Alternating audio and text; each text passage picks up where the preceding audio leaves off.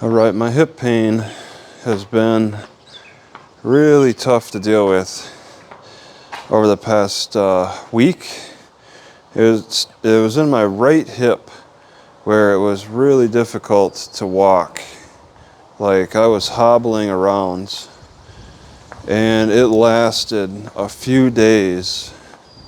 I think over a week I suffered with hip pain. My problems really seem to have started with the Canadian fires, starting with a stiff neck, then a hurt shoulder, kind of stiff, and then in the lower left back, the upper portion, it was stiff and hurting. That lasted a couple of days. Then it moved to my right hip, which really stuck with me for a long time. It was very frustrating to not be able to walk normally because I was in so much pain. And even sitting down was hurting at times. Laying down was hurting. Laying on my sides. Magnets weren't helping.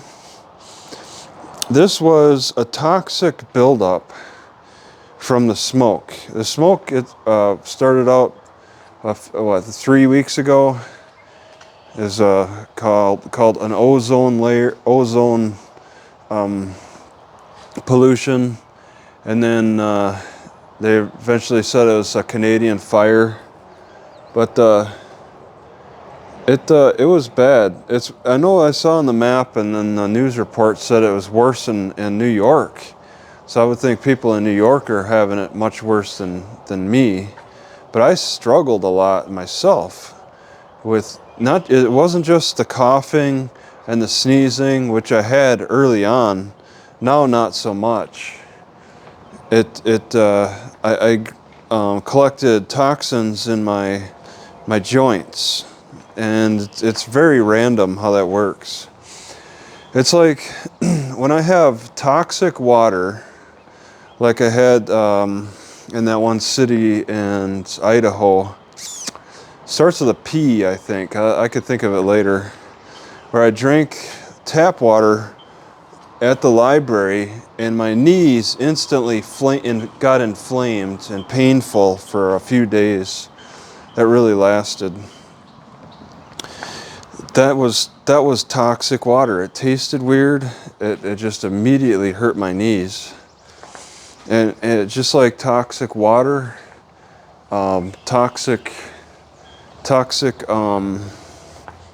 air can also cause issues as well with the various things. So the toxins can really take a person by surprise. Like, who expected the Canadian wildfires to happen? That's a weird. It's still going on.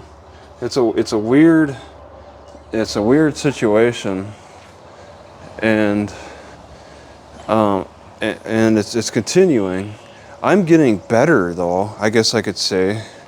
I'm not. I mean, this pain in my hip hasn't really gravitated to another joint, and it's kind of going away on its own. It could be that maybe I'm developing a bit of a tolerance. It's still a little stiff. I may have developed a little bit of a tolerance to all that smoke now. See, okay. Yeah, it does. This actually helps the hip walking up hills. But the left knee is still bad. Still got a bad left knee.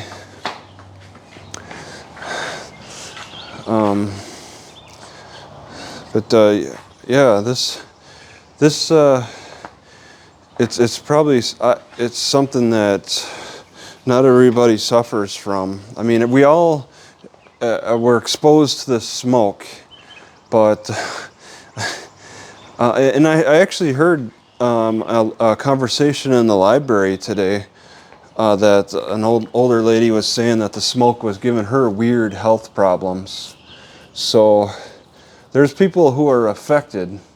I'm affected pretty badly, and it could be maybe I live differently from other people. I don't go indoors as much, so maybe I'm more exposed to this toxin, these Canadian wildfires. I'm sleeping in it all night with the smoke swirling around. But my experience has been pretty miserable.